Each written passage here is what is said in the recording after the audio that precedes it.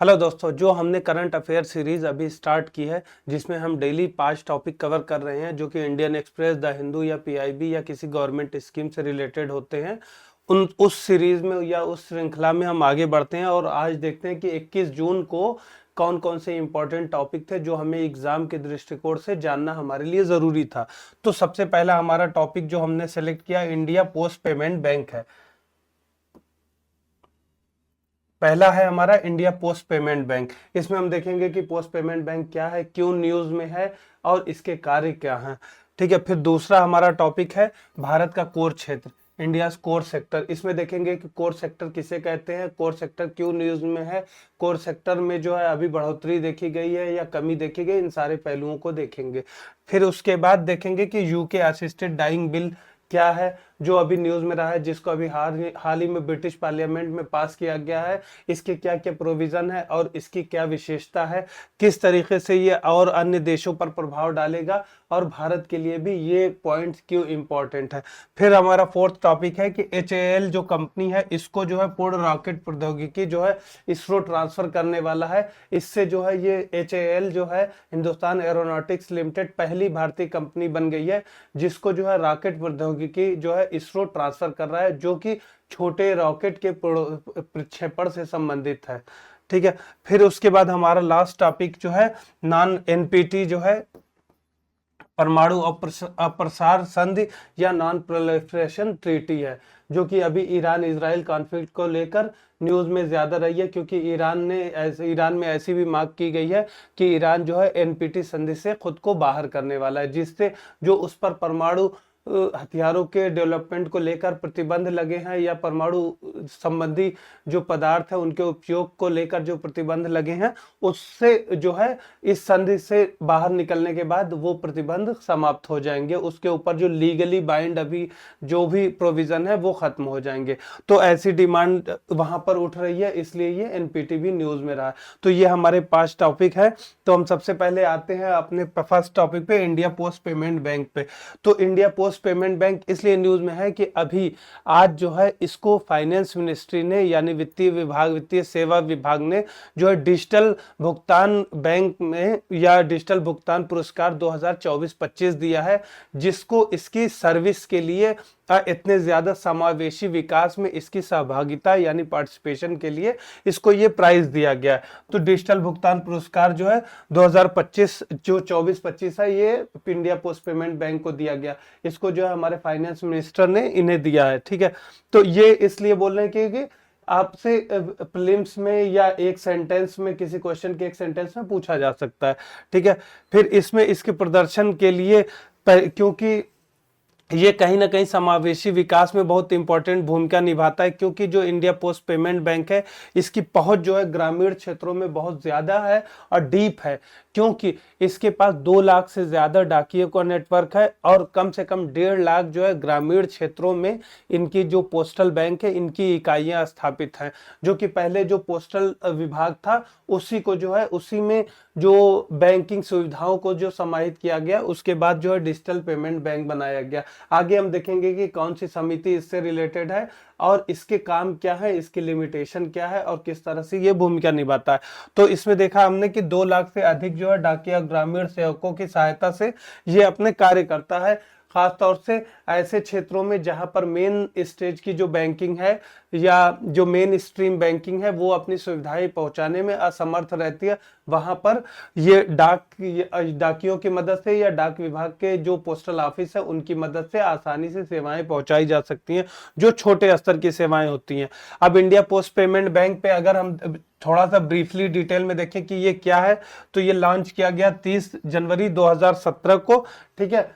ये important point याद रखते जाइएगा क्योंकि ये कहीं कहीं पूछ देता है। फिर इसमें क्या है कि 100% इसका स्वामित्व जो है भारत सरकार के पास है, जो कि डाक विभाग और संचार मंत्रालय के अधीन है। ठीक है। इसका हेडक्वार्टर कहाँ है? नई दिल्ली में। अब ये क्या क्या चीजें प्रदान करता है, किस तरीके से सेवाएं प्रदान करता है या किस तरीके से इनका नेटवर्क है, वो पहले बात कर दी थी कि जो 2 लाख पहले जो डाकिये थे उनकी मदद से ही ये अपनी बैंकिंग सेवाओं को भी विस्तार किया है और जो इनके पोस्ट ऑफिस थे उनको एज अ बैंकिंग सेंटर की तरह इस्तेमाल किया है उसके इंफ्रास्ट्रक्चर को। ठीक है, इसमें क्या है कि क्या क्या चीजें हैं जो सेविंग खाते या बचत खाते होते हैं यूज, फिर धन हस्तांतरण, बिल भुगतान, डीबीटी, इन सारी चीजों की सुविधाएं प्रदान की जाती हैं। बचत खाते में छोटे खाते, ये याद रखिएगा 2 लाख तक के खाते ही इसमें खोले जा सकते हैं इंडिया पोस्ट पेमेंट बैंक के, क्योंकि ये एक भुगतान बैंक है। फिर धन हस्तांतरण के लिए कि छोटे अमाउंट के जो धन हस्तांतरण करने होते हैं उसके लिए इस्तेमाल किया। बिल भुगतान, जैसे गैस का बिल भुगतान करना है या इलेक्ट्रिसिटी बिल का पेमेंट करना है, तो इन ऐसे जगहों पर इस पे सुविधा का या इंडिया पोस्टल पेमेंट बैंक जो है या भुगतान बैंक का इस्तेमाल किया जा सकता है। फिर उसके बाद डीबीटी में सबसे ज्यादा अहम आ रहा है, क्योंकि ग्रामीण क्षेत्रों में स्कीम जो आ रही है या उज्ज्वला स्कीम के तहत जैसे एलपीजी सिलेंडर की सब्सिडी आ रही है या फिर आपका मनरेगा का पेमेंट हो रहा है, इन सारी जगहों पर बहुत ज्यादा इंडिया पोस्टल पेमेंट बैंक का इस्तेमाल किया जा रहा है। फिर हम अगर भुगतान बैंक के बारे में अगर ब्रीफली देखें, जो कि अक्सर में भी पूछा जा सकता है, क्योंकि अभी बदलते समावेश में जनधन योजना के बाद से ही भुगतान बैंक का भी साथ में इंपॉर्टेंस बढ़ा है उसी तरीके से, क्योंकि वित्तीय समावेशन पर ज्यादा जोर दिया गया।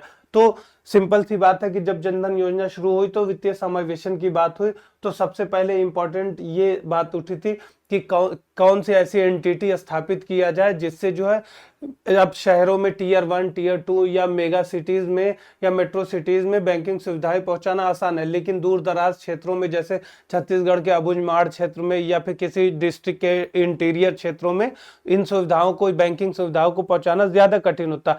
इसीलिए भुगतान बैंकों की जो कॉन्सेप्ट आया भुगतान बैंक का, वो इसीलिए आया था कि ये छोटे स्तर के होते हैं और इनकी पहुंच उन जगहों पर होती है जहां मेन स्ट्रीम बैंक नहीं पहुंच सकते। इसी तरह जैसे सरकारी योजनाओं के परिप्रेक्ष्य में हम एनजीओ की बात करते हैं, जो नॉन गवर्नमेंट ऑर्गेनाइजेशन होते हैं, उनका भी रोल ऑलमोस्ट कहीं ना कहीं यही होता है कि जो सेवाएं या जो सुविधाएं जो है मेन स्ट्रीम जो सरकार डायरेक्ट नहीं पहुंचा सकती, वहां पर जो है एनजीओ की मदद लेकर अपना जो बेस है या समावेशी विकास को बढ़ावा देती है। उसी प्रकार भुगतान बैंक को फाइनेंशियल एस्पेक्ट में या वित्तीय स्वरूप में फाइनेंशियल बैंक का कॉन्सेप्ट आया। इससे संबंधित क्या कौन सी समिति है? नचिकेत मोर समिति, ये याद रखिएगा। नचिकेत मोर समिति जो है भुगतान बैंक से संबंधित थी और 2015 में जो है पहला लाइसेंस जारी किया गया था भुगतान बैंक के लिए। ठीक है, अब इसमें क्या है कि सिंपल सा पहले वंचित वर्ग, जो वल्नरेबल वर्ग है, उनको जो छोटे जो सेविंग अकाउंट्स खोल सकते हैं और अपनी जो है ट्रांसफर पेमेंट या कोई बिल पेमेंट के लिए ये जो यूज करते हैं। ठीक है, इसमें क्या है 2 लाख तक की जमा स्वीकार की जा सकती है, जैसा कि पहले भी बताया जा चुका है आपको। ये लोग क्या है, एक चीज और याद रखिएगा कि इसको भी पूछ देता है कि ये क्रेडिट कार्ड जारी नहीं कर सकते। ठीक है, डेबिट कार्ड जारी कर सकते हैं लेकिन क्रेडिट कार्ड जारी नहीं कर सकते और ना ही लोन दे सकते, ये खुद ऋण नहीं दे सकते। आपने देखा होगा कि जैसे कि आप पहले पेटीएम बैंक ही यूज किए होंगे या एयरटेल पेमेंट बैंक यूज किए होंगे, जो कि खुद वो भी एक पेमेंट बैंक है यानी भुगतान बैंक है। तो वो क्या होता है, थर्ड पार्टी के लिए काम करते हैं कि जैसे आप प्लेटफॉर्म तो यूज कर रहे हैं एयरटेल का या फिर पेटीएम का, लेकिन वो दूसरे आईसीआईसी बैंक के साथ या एचडीएफसी बैंक के साथ अपने को रखते हैं। वो जो है थर्ड पार्टी का काम करते हैं यानी तृतीय पक्ष का काम करते हैं, जो कि लोन दूसरा बैंक देता है और लेने वाला दूसरा होता है। ये एक मीडिएटर का काम करते हैं यानी मध्यस्थ के रूप में भुगतान बैंक काम करते हैं। ठीक है, तो ये याद रखिएगा भुगतान बैंक खुद जो है क्रेडिट कार्ड जारी नहीं कर सकते और ऋण नहीं दे सकते। ये सिर्फ क्या क्या कर सकते हैं, सेविंग अकाउंट या करंट अकाउंट खोल सकते हैं, मोबाइल या ऑनलाइन बैंकिंग दे सकते हैं, या फिर पेमेंट सुविधाएं जैसे कि हमने बताया था कि बिजली का भुगतान करना है, गैस की बिल भरना है, ऐसे छोटे पेमेंट कर सकते हैं। उसके बाद ये इसमें जो है यूपीआई, आईएमपीएस, एनईएफटी ऐसी सुविधाओं को भी शामिल किया जाता है, जिससे जो एक बेसिक नीड होती है फाइनेंस से संबंधित वो जो है पूरी किया जा सके और ग्रामीण और दूर दराज के इलाकों को भी कवर किया जा सके। ठीक है, अब इनके उदाहरण में देखें तो पहला तो India post payment bank, Airtel bank, Paytm bank, ये फिनो, एनएसडीएल, ये जितने भी बैंक है वो इसी तरीके के पेमेंट्स बैंक है। फिर ठीक है, अब अगर महत्व इनके इंपॉर्टेंस की बात करें तो जैसा कि आपने इस पूरी चर्चा से एक क्रक्स निकाल लिया होगा कि इसका मेन मकसद क्या था कि शहरी क्षेत्रों और ग्रामीण क्षेत्रों में जो फाइनेंशियल लिटरेसी या जो फाइनेंशियल सुविधाएं या वित्तीय समावेशन से संबंधित जो गैप है उन चीज को कम किया जाए कम से कम, और बैंकिंग सुविधाओं को ग्रामीण क्षेत्रों तक भी पहुंचाया जा सके, जिससे जो है वो मेन स्ट्रीम के वित्तीय समावेशन में शामिल हो सके। ठीक है, जिससे आगे वहां पर भी चीजें जो वित्त संबंधी सुधारों को आगे बढ़ाया जा सके, और सरकारी स्कीम के साथ, क्योंकि डीबीटी जो स्कीम है उसके लिए भी ये एक तरह से बुनियाद या फंडामेंटल की तरह काम कर रहे हैं। फिर दूसरा क्या आता है कि नकदी रहित या कैशलेस, जो हमारे यहाँ अभी डिमोनेटाइजेशन के बाद जो चीजें कैशलेस अर्थव्यवस्था की तरफ बढ़ रहे हैं, उसमें ये एक अहम कड़ी साबित होती है। क्योंकि आप देखिए कि अभी आप सब्जी लेने जाते हैं या किसी ठेले पर जाते हैं, वहां पर भी आप ऑनलाइन पेमेंट इजीली कर सकते हैं। वो जो पेटीएम करो का ऐड भी चला था, तो वो इसमें सबसे अहम रोल किसने निभाया था? भुगतान बैंकों ने। फिर उसके बाद आता है जो बुनियादी बैंकिंग सेवाएं हैं, वो ये जो है भुगतान बैंक प्रोवाइड करते हैं। ठीक है, तो ये इसके महत्व हैं। अब आते हैं हम, इसको पीआईबी में आज कवर किया गया था। अब हम आगे आते हैं कि भारत के कोर क्षेत्र के बारे में, क्योंकि ये न्यूज में क्यों था। कोर क्षेत्र बहुत इंपॉर्टेंट है जानना, यानी जो एक बुनियादी क्षेत्र है जो किसी भी अर्थव्यवस्था के लिए रीढ़ का काम करते हैं, उन्हें कोर क्षेत्र कहते हैं। कभी कभी ये भी पूछ भी देता है कि कोर क्षेत्र में कौन कौन से उद्योग या कौन कौन सी इंडस्ट्रीज शामिल है। ये यूपीएससी में भी पूछा जा चुका है, और यूपी पीसीएस में भी अक्सर, मतलब स्टेट पीसीएस में भी अक्सर पूछा जाता है, और यूपीएससी के ये भी एक फेवरेट टॉपिक में से एक रहा है। क्योंकि जो आईआईपी है, इंडेक्स ऑफ इंडस्ट्रियल प्रोडक्शन या औद्योगिक उत्पादन सूचकांक है, उसमें जो है जो कोर क्षेत्र है उसका वेटेज यानी भारांश जो है बहुत ज्यादा होता है, लगभग जो है 40% के आसपास होता है। तो यूपीएससी में एक बार ये पूछा जा चुका है कि जो आईआईपी में 40% जो है कोर क्षेत्रों का भार होता है, तो कोर क्षेत्र में कौन कौन सी इंडस्ट्रीज आती हैं वो लगाने को दे दिया था। तो उन्हें बेसिक डिटेल जो है आपको जानना जरूरी है। ठीक है, तो अभी ये न्यूज में क्यों है आज?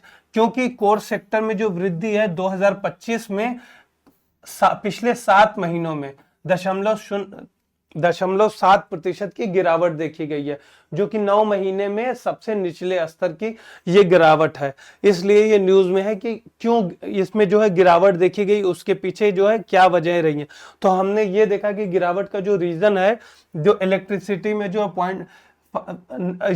5.8 जो निगेटिव रहा है, उर्वरक क्षेत्र में भी गिरावट देखी गई, प्राकृतिक गैस में भी गिरावट देखी गई, कच्चे तेल में भी जो है एक गिरावट देखी गई। तो इन सारे क्षेत्रों में कहीं ना कहीं गिरावट देखी गई। हालांकि स्टील और सीमेंट क्षेत्र में एक बड़ी बढ़ोतरी देखी गई, क्योंकि स्टील में 6.7 और सीमेंट में 9.2, एक जो कि एक मजबूत वृद्धि दिखाती है। क्योंकि अभी आपने देखा होगा कि अभी हाल ही में रियल एस्टेट सेक्टर में एक बूम आया हुआ है, तो इससे जो अवसंरचनात्मक विकास हो रहा है बड़े स्तर पर, और साथ में रियल एस्टेट आप रिटेल स्टेज से लेके सरकारी स्तर तक देखें कि सड़कों का जाल, फिर एक ब्रिज कंस्ट्रक्शन जो अभी मास लेवल पर हो रहा है, तो जो डेवलपमेंटल कार्य हो रहे हैं या विकासात्मक कार्य हो रहे हैं, उसकी वजह से स्टील और सीमेंट की बहुत ज्यादा डिमांड बढ़ी है। तो इन दोनों क्षेत्रों में जो है एक बड़ी बढ़त देखी गई है, जबकि इन सारे क्षेत्रों में बाकी के बिजली, उर्वरक, कच्चे तेल, प्राकृतिक गैस, इन सारे क्षेत्रों में एक कहीं ना कहीं गिरावट देखी गई, जिसकी वजह से ओवरऑल जो है 0.7% की गिरावट देखी गई, जो कि 9 महीने के सबसे निचले स्तर पर अभी है। ठीक है, अब जो एक दो स्टील या सीमेंट क्षेत्रों में जो बढ़ोतरी दिखाई गई, लेकिन उसकी वजह से जो बराबरी पे नहीं आया, फिर भी अभी निगेटिव में ही है। ठीक है, अब इसके बारे में हम देख लेते हैं कि कोर क्षेत्र क्या है, इंपॉर्टेंट कोर क्षेत्र में कौन कौन से उद्योग आते हैं। ये आपके लिए एग्जाम पॉइंट ऑफ व्यू से इंपॉर्टेंट है, क्योंकि ये जो है औद्योगिक प्रदर्शन या आर्थिक गतिविधि या इकोनॉमिक एक्टिविटी का किस तरीके से चल रही है, ये बढ़ रही है या घट रही है। क्योंकि ये मासिक आधार पर रिलीज होता है, ये याद रखिएगा, ये मंथली रिलीज होता है। क्योंकि ये यहां पर हमने बात की ना कि पिछले 9 महीनों में जो है निचले स्तर पर आ गए, तो 9 महीने किस तरह से निकाले, क्योंकि हर महीने ये रिलीज होता है डेटा। ये जो है इकोनॉमिक एक्टिविटी और औद्योगिक प्रदर्शन के लिए एकदम जो है सटीक डेटा अगर जानना है, तो कोर सेक्टर जो है नजर रखा जाता है कोर सेक्टर में क्या चल रहा है, ये बढ़ रहा है या घट रहा है। अब कोर सेक्टर के इंपॉर्टेंट सारे जो क्षेत्र हैं उनके बारे में बात करें तो पहला कोयला, कच्चा तेल, प्राकृतिक गैस, रिफाइनरी उत्पाद, उर्वरक, इस्पात, सीमेंट, बिजली। ये जो है हमारे 8 क्षेत्र हैं जो कि लगभग आईआईपी में 40% का योगदान देते हैं लगभग।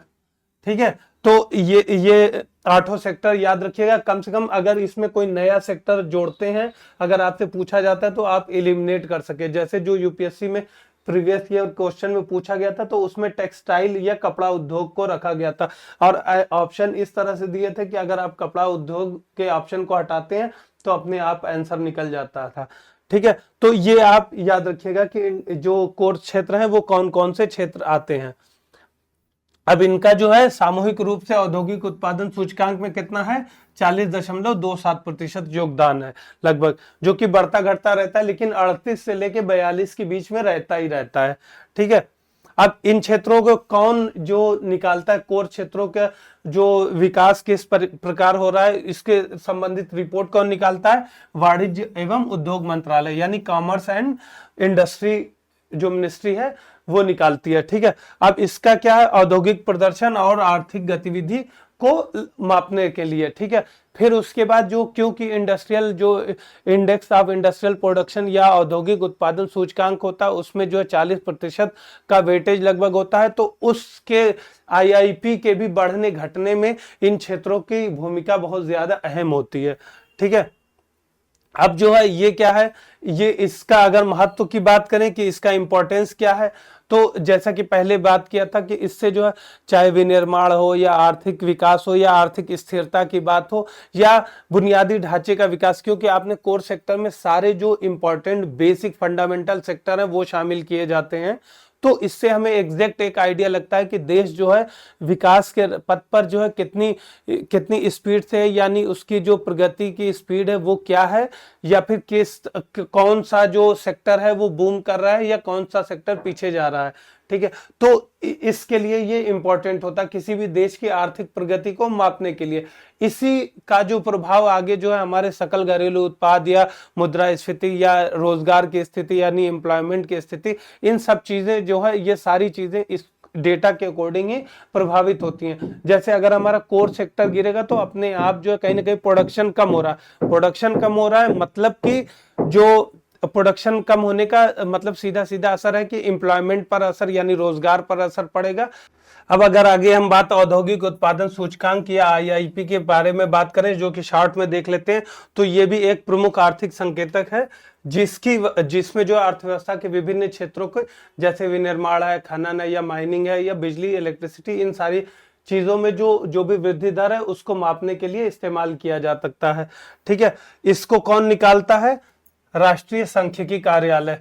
ठीक है, ये हमेशा याद रखिएगा कि किस इंडेक्स को कौन निकालता है। जैसे जो हम कोर सेक्टर के बारे में अभी बात कर रहे थे, तो कोर सेक्टर कौन निकाल रहा था, कॉमर्स एंड इंडस्ट्री मिनिस्ट्री जो थी वो निकाल रही थी। अभी ये कौन निकालता है, आईआईपी कौन निकालता है, एनएसओ निकालता है जो सांख्यिकी एवं कार्यान्वयन मंत्रालय है।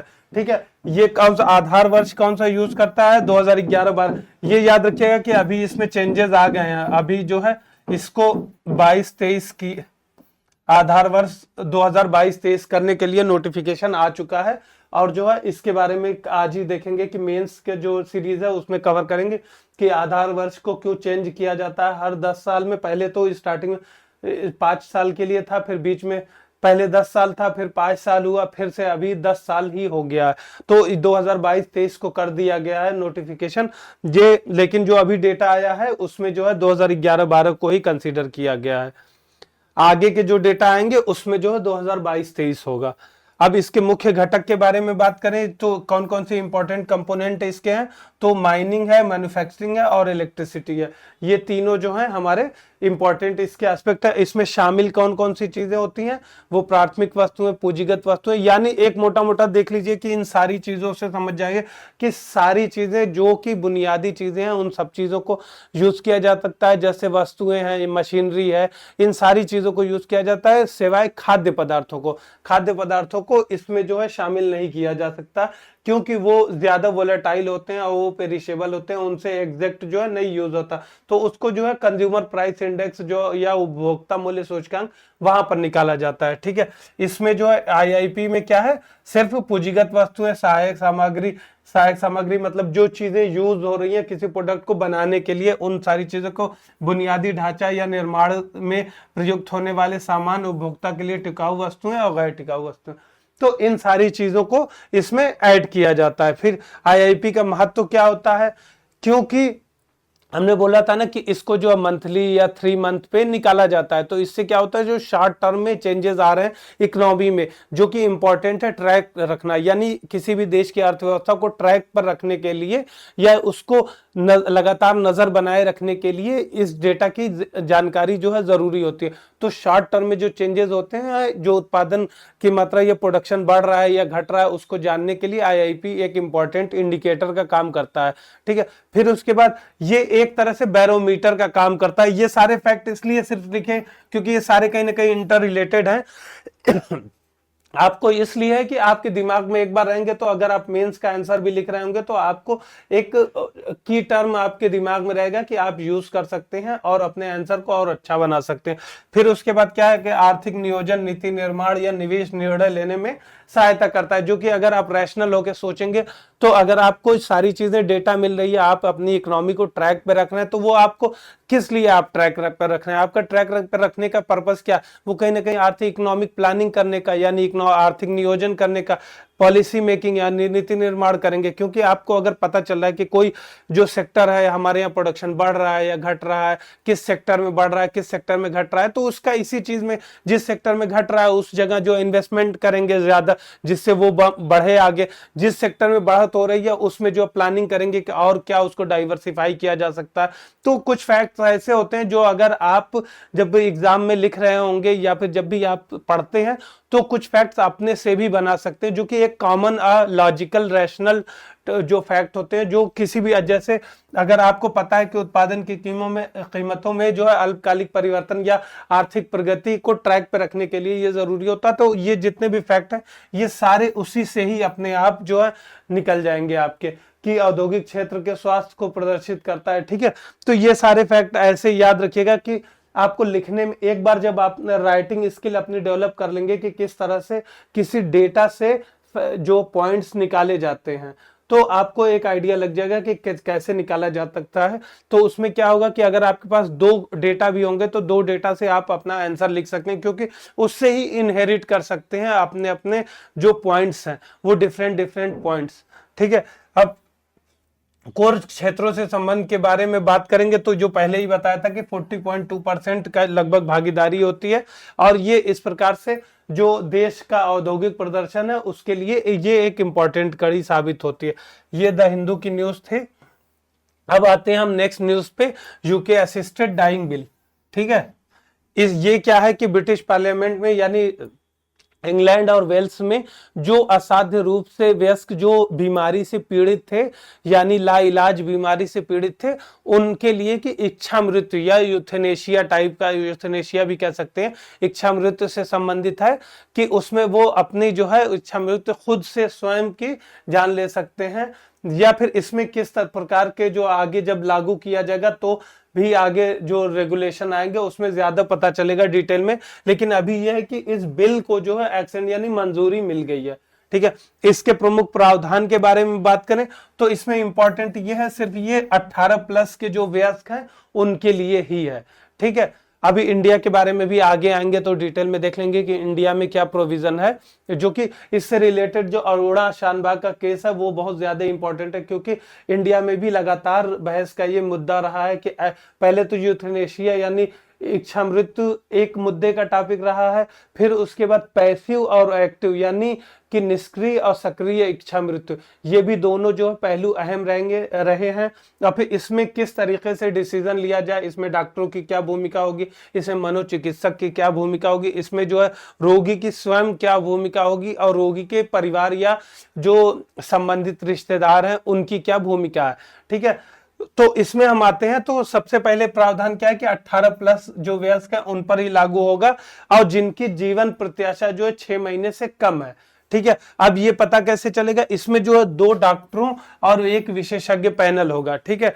2 डॉक्टर जो मदद ली जाएगी, उसके बाद जो विशेषज्ञ यानी एक्सपर्ट पैनल होगा उसमें कौन कौन लोग होंगे, एक मनोचिकित्सक होगा, एक जो है सोशल वर्कर होगा यानी सामाजिक कार्यकर्ता, एक जो है लीगल एक्सपर्ट यानी कानूनी जो है विशेषज्ञ होगा।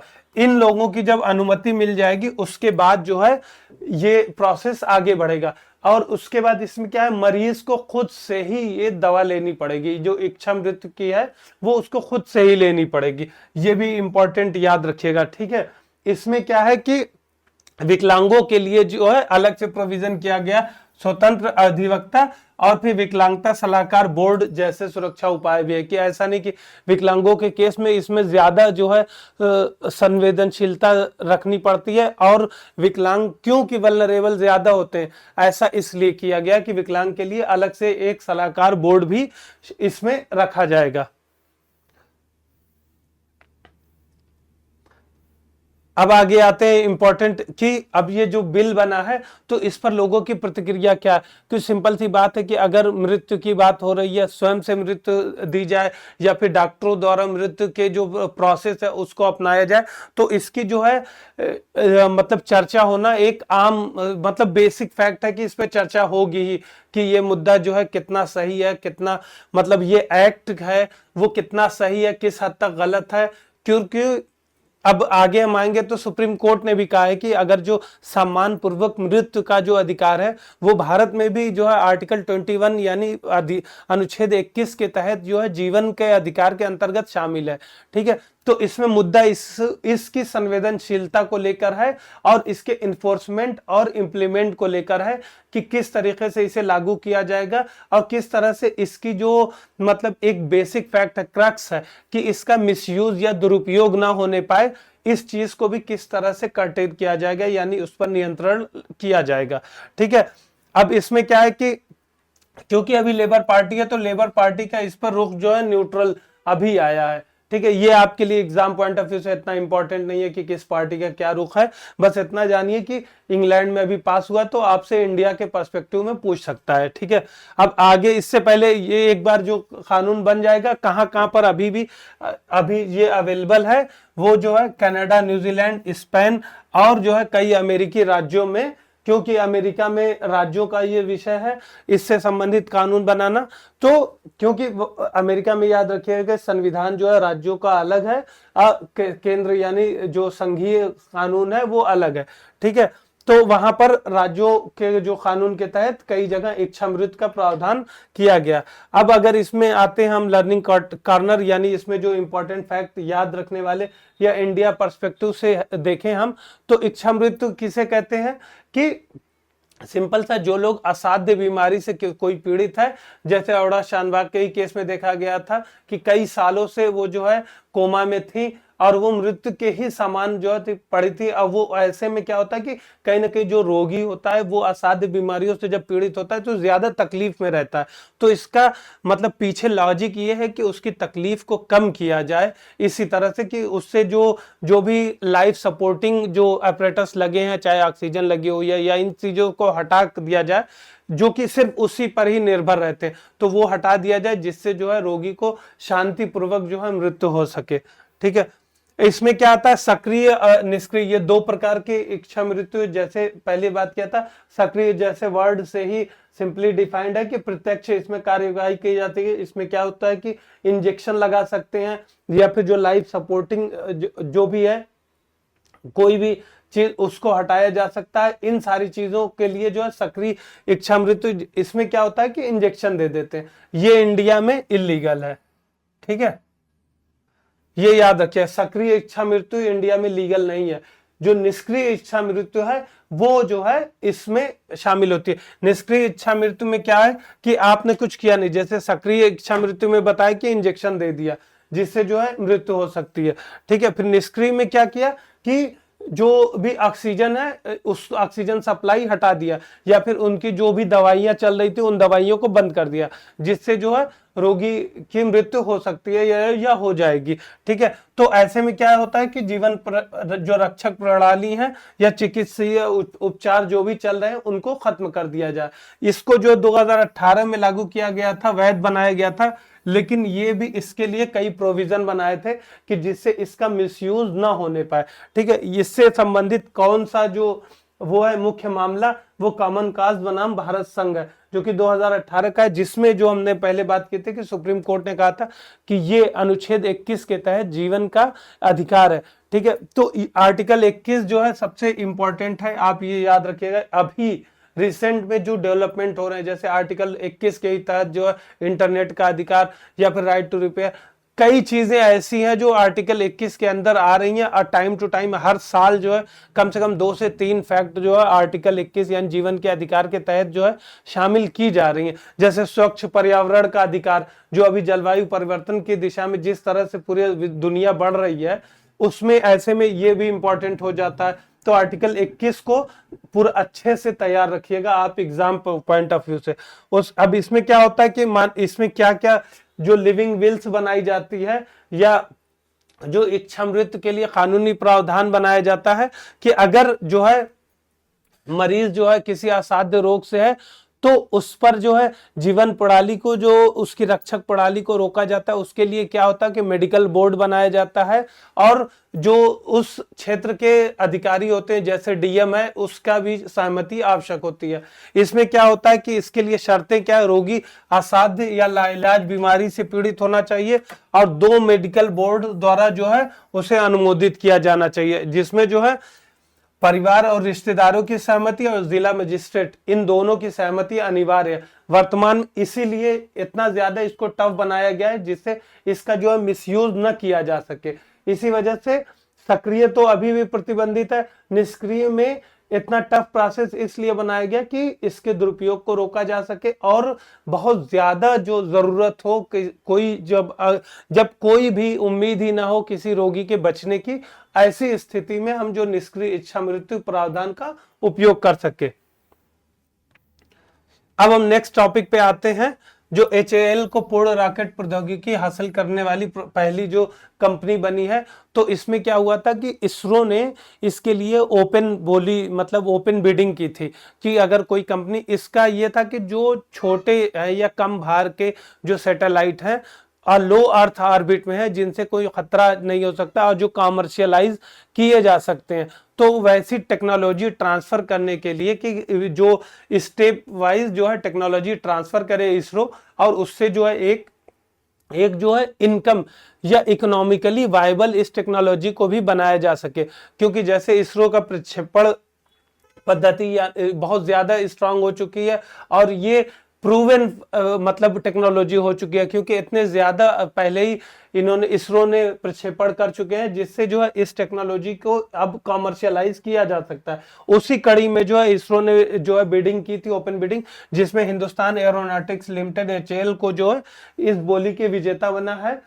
इसमें एक इंपॉर्टेंट बात है कि इसने यह अदानी समूह और BEL यानी भारत डायनामिक्स लिमिटेड, इनके कंसोर्टियम जो मिलके बना था, उसको पीछे छोड़ते हुए 511 करोड़ रुपए की ये थी बोली। ठीक है, ये बिडिंग जो है 511 करोड़ रुपए की थी। अब अगले 2 सालों में क्या करेगा इसरो, जो हमारा ये जो HAL को जो बिडिंग के तहत जो अधिकार मिला, उसमें जो इसरो उनको जो है ये 2 प्रोटोटाइप बना के विकसित करके बताएगा, और उसके साथ ही इनको टेक्नोलॉजी ट्रांसफर हो, जिससे वो आगे जो है कॉमर्शियलाइज कर सके। इसके पीछे यही है कॉमर्शियलाइज की लगभग 2033 में कहा जा रहा है कि 2033 तक ये लगभग 44 से 50 बिलियन डॉलर का बाजार बन जाएगा। क्योंकि हर जगह अभी देखने के सैटेलाइट का यूज लगातार बढ़ रहा है, क्योंकि सैटेलाइट बेस्ड सर्विसेज जो हैं वो एक्सपोनेंशियली बढ़ी हैं। चाहे वो अभी तो ड्रोन पद्धति है या अभी ड्रोन डिलीवरी की बात कर रही है, इसमें भी सैटेलाइट का यूज बढ़ रहा है। इवन जो क्लाइमेट चेंज से रिलेटेड है या मौसम पूर्वानुमान है, डिजास्टर मैनेजमेंट है या इन्वायरमेंट से रिलेटेड है, जैसे जंगल की आग है या फिर कोई भी आपदा आती है, भूकंप आता है, ऐसे में सैटेलाइट की मदद लेकर जो है ज्यादा तेजी से कार्य किए जा सकते हैं।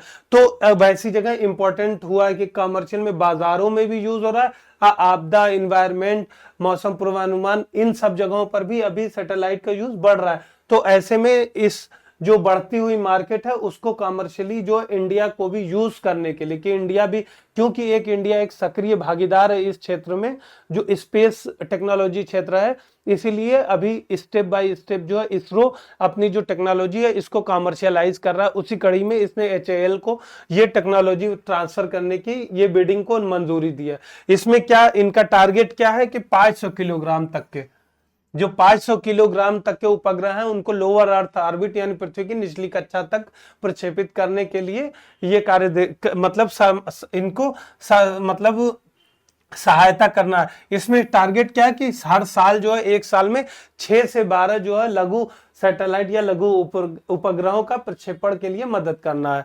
ठीक है, इसका इंपॉर्टेंस क्या है कि एक बार जब ट्रांसफर हो जाएगी तो इसके पास पूर्ण स्वामित्व, HAL के पास फुल जो है ऑटोनॉमी मिल जाएगी कि वो किस तरह से आगे कर सकता है। इसके परिचालन में भी कोई इसरो की तरफ से बाधा नहीं पहुंचाई जाएगी। और साथ में इसमें जो बात किया था कि अंतरिक्ष क्षेत्र के निजीकरण की भूमिका, या जो निजीकरण बढ़ रहा है उसमें जो है उसका लाभ पाना। जैसे इसमें आपने देखा होगा जो एलन मस्क की कंपनी स्पेस एक्स, वो जो है लगातार इसमें काम कर रही है। और एक मतलब सबसे स्पेस एक्स उनकी जो कंपनी है टेस्ला की तरह ही एक इंपॉर्टेंट जो रेवेन्यू का मीडियम है। ठीक है, इस तरह हम देखते हैं कि इंडिया में भी भागीदारी को, जो भारत की भागीदारी है उसको बढ़ावा देने के लिए है।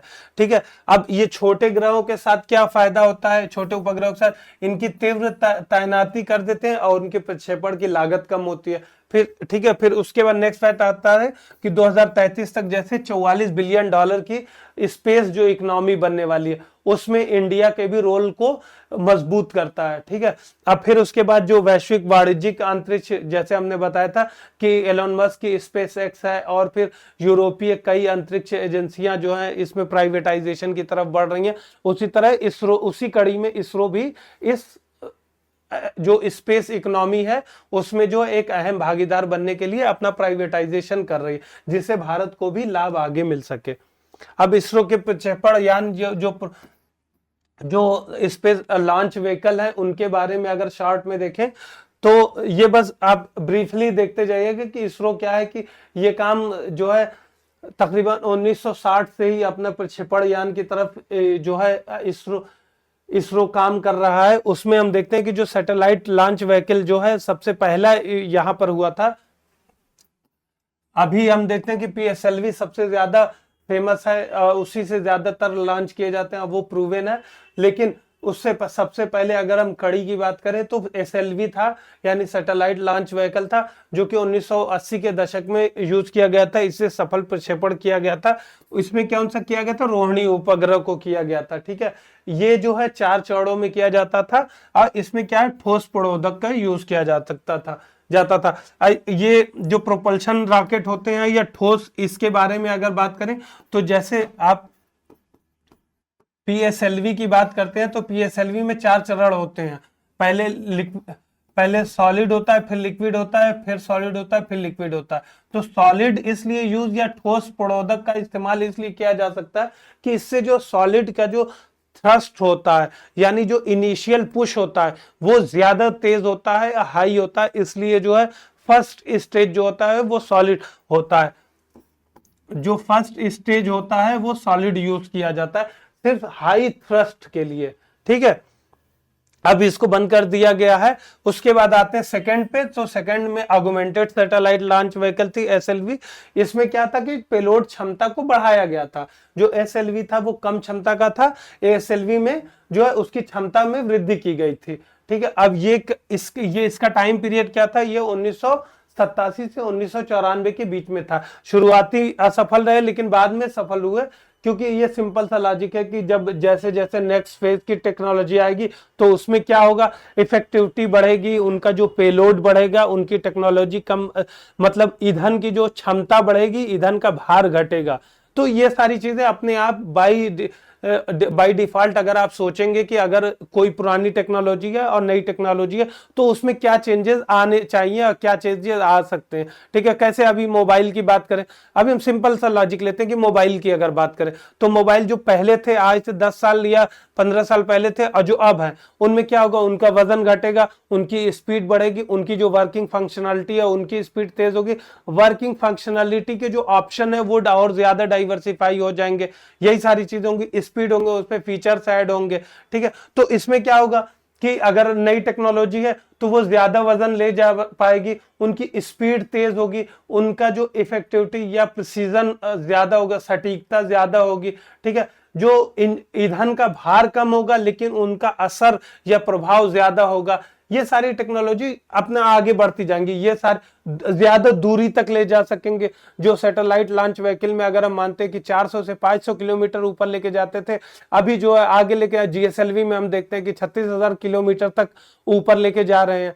ठीक है, तो ये सारी चीजें बाय डिफॉल्ट आप अब थोड़ा सा दिमाग लगाएंगे तो आप अपने आप फैक्ट निकाल लेंगे कि क्या चीज होगी। ये इसलिए बता रहे हैं कि अगर मेंस में अगर आपको ऐसे में कुछ भी नहीं आ रहा है तो भी आप थोड़ा सा अगर सोचेंगे तो आप राइटिंग स्किल जो डेवलप करेंगे उससे उस हैबिट से आप कुछ आंसर अपने आप लिख सकते हैं जो कि आप घर आके मिलाएंगे तो वो ऑलमोस्ट कहीं ना कहीं सही होंगे, जिसपे आपको एवरेज मार्क्स मिल जाएंगे। ठीक है, तो उसके बाद आता है जो सबसे इंपॉर्टेंट है पोलर लॉन्च व्हीकल्स, जो है सैटेलाइट लॉन्च व्हीकल पीएसएलवी। ठीक है, इसमें बहुत ज्यादा सक्सेस रेट रहा है, ये 1994 से स्टार्ट हुआ है, पहला सफल प्रक्षेपण जो हुआ था।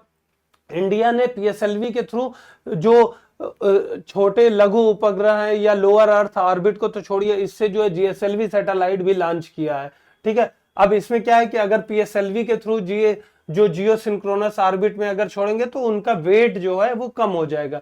ठीक है, क्योंकि और जो देश हैं वो जीएसएलवी के थ्रू छोड़ रहे हैं, जो जियो सिंक्रोनस लॉन्च व्हीकल जो जियो सिंक्रोनस लॉन्च व्हीकल है उसमें क्या होता है कि वेट ज्यादा लेके जाते हैं, जो कि ज्यादातर कम्युनिकेशन से रिलेटेड सैटेलाइट होती हैं। अब इसमें क्या होता है कि इंडिया ने पीएसएलवी के ही through Chandrayaan, Mars orbiter mission, इन सब सारे जो मिशन हैं इसमें पीएसएलवी का ही इस्तेमाल किया था। जीएसएलवी की बात करें आगे, अब नेक्स्ट है जीएसएलवी। अब ये जैसे जैसे क्रम में हम नीचे आ रहे हैं वैसे वैसे देखेंगे कि जो क्षमता है वो दूरी कवर करने की क्षमता भी इंडिया की बढ़ रही है कहीं ना कहीं। इसमें क्या है, क्रायोजेनिक इंजन का प्रयोग किया गया था। ठीक है, 2004 में इसका पहला सफल प्रक्षेपण हुआ था। और जीएसएलवी MK2 अभी चालू है, अभी MK3 जो है डेवलपमेंटल फेज में है। ठीक है, जो आगे आया MK3, ये जो है सबसे शक्तिशाली अभी तक का लॉन्चर है।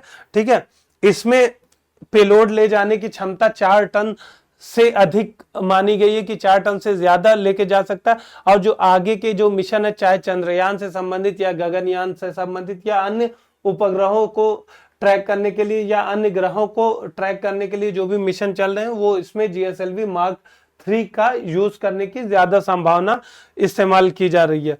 ठीक है, अब आते हैं जो लास्ट जो स्मॉल सैटेलाइट लॉन्च व्हीकल, इसके बारे में बात किए थे, जो HAL को टेक्नोलॉजी ट्रांसफर हो रही है। इसमें क्या किया था, 500 किलोग्राम तक का ही किया जा रहा है और लो ऑर्बिट में किया जा रहा है, यानी पृथ्वी की निचली कक्षा में किया जा रहा है। इसमें क्या तेजी से प्रक्षेपण हो जाएगा, सटीकता ज्यादा होगी और इसका जो है वाणिज्यिक, जो कि इंडिविजुअल कंपनीज की जरूरतों को भी ये पूरा कर सकता है, इसलिए इसका प्राइवेटाइजेशन में ज्यादा इस्तेमाल किया जा सकता है और इसको एज अ प्राइवेट एंटिटी इस पहलू को ज्यादा इस्तेमाल किया जा सकता है रेवेन्यू जनरेशन, यानी राजस्व को बढ़ावा देने के लिए।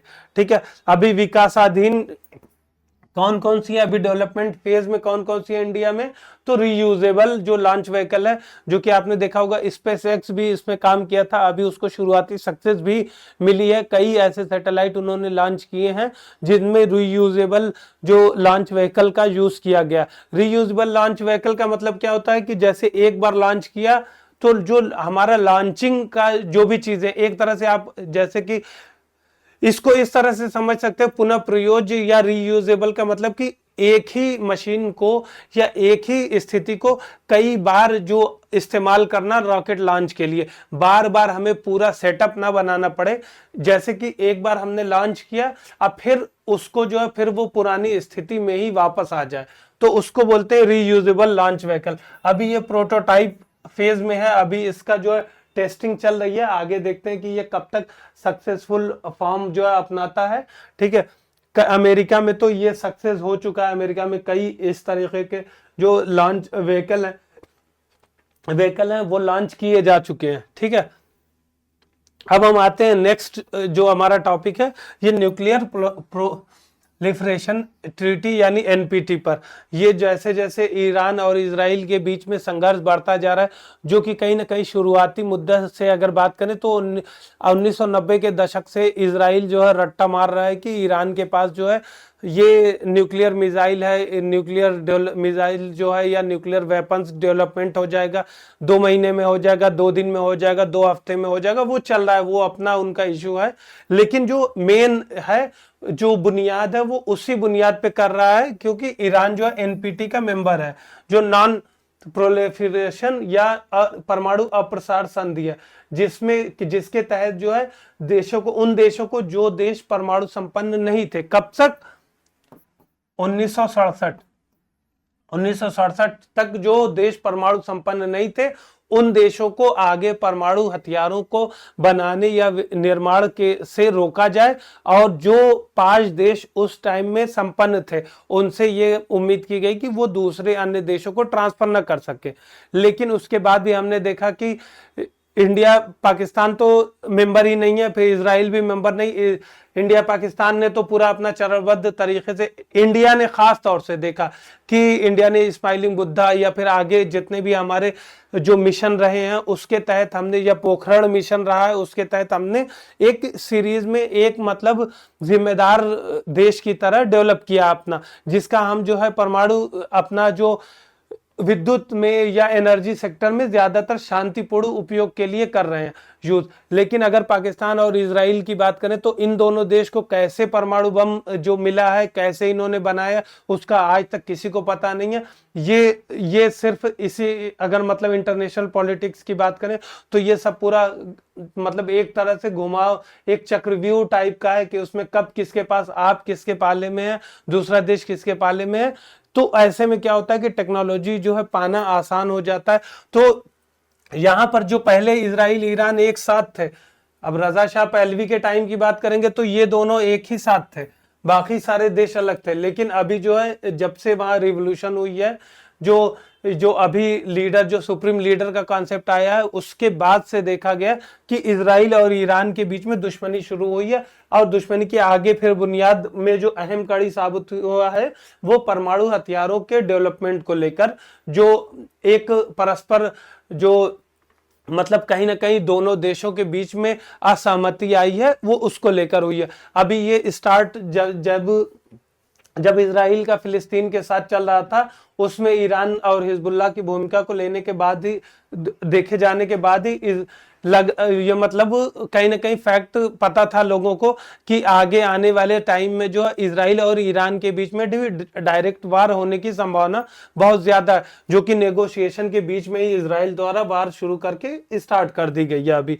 तो ऐसे में ईरान में एक मांग उठी है, वहां के सुप्रीम लीडर तक ने इस बात को उठाया कि ईरान जो है आगे अब एनपीटी का ही मेंबर, एनपीटी से मेंबरशिप जो है उसको रद्द करने के लिए अपने पार्लियामेंट में बिल लाने की आगे मतलब प्रयासरत है।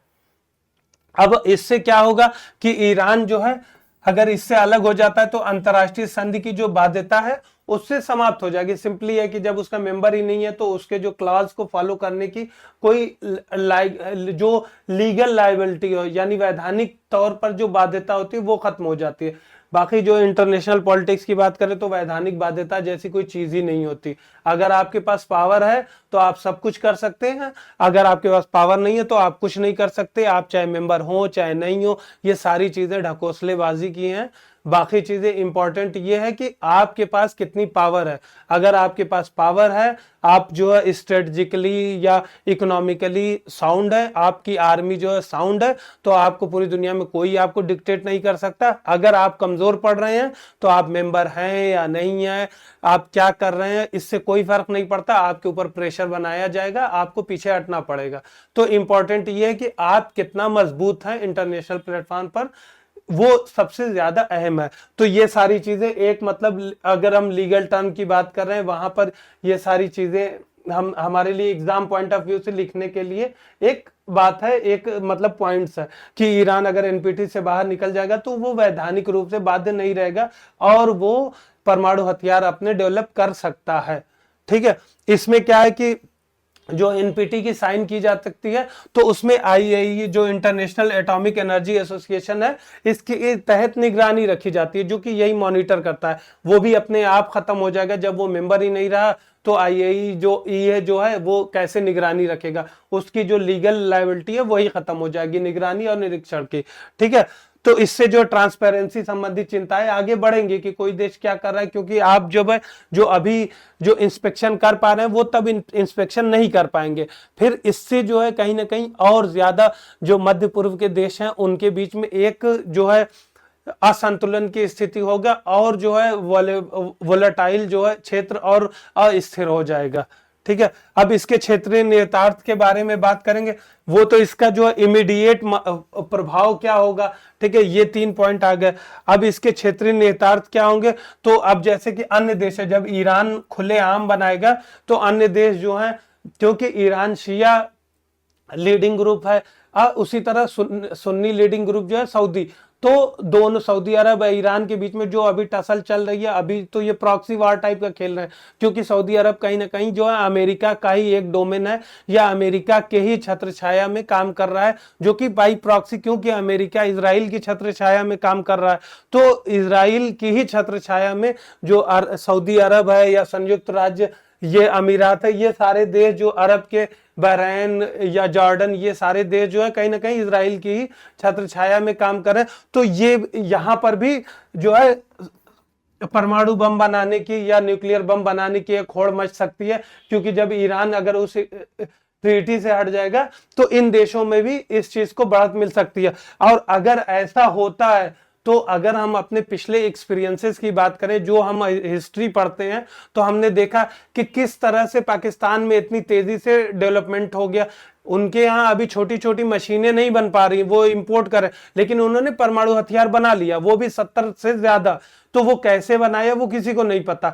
तो वही हालत होगी कि अगर जो ईरान यहाँ पर अगर डेवलप करता है तो बाय डिफॉल्ट जो है मध्य पूर्व के ज्यादातर देशों के पास, आप भी धीरे धीरे जब एज में बढ़ेंगे तो आपको पता लगेगा कि 4-5 साल बाद किस तरीके से सारे देश जो परमाणु संपन्न हो गए, आपको भी नहीं पता चलेगा। पूरा विश्व स्तर पर दुनिया देखती रहेगी कि किस तरह से डेवलप होंगे। जब वो टेस्ट करेंगे तब आपको पता लगेगा कि अरे सऊदी अरब के पास आ गया, यूएई के पास भी न्यूक्लियर बम हो गया। ये हम आगे की बात करें, अगर ईरान बनाता है तो ऐसे हालात में क्या होगा, क्योंकि कहीं ना कहीं जो भी देश हैं, चाहे संयुक्त राज्य अमेरिका है या इजराइल है, इन सारे से जो टेक्नोलॉजी ट्रांसफर की जाएगी, जैसे पाकिस्तान के केस में की गई। जब इंडिया ने बनाया तो इंडिया ने अपने जो है नागरिक जो क्षेत्र थे या जो जो नागरिकों के लिए जरूरत थी, ऊर्जा संबंधी जरूरतों को लेकर परमाणु जो परमाणु इनरिचमेंट या संवर्धन था, वो परमाणु रिएक्टर के लिए किया था, ना कि परमाणु बम बनाने के लिए पहले इस्तेमाल किया था। लेकिन जो वेस्टर्न देश थे उनको ऐसा लगा कि इंडिया जो है परमाणु बम बना लिया है या परमाणु बम के डेवलपमेंट हो सकता है आगे, जबकि वो टेस्टिंग थी। लेकिन बाय डिफॉल्ट जब कुछ दिनों के बाद पाकिस्तान के पास अपने आप जो परमाणु बम बन गया, चाहे वही उनके पास कुछ नहीं है लेकिन परमाणु बम जरूर है, क्यों? क्योंकि उनको गिफ्ट में मिल गया है।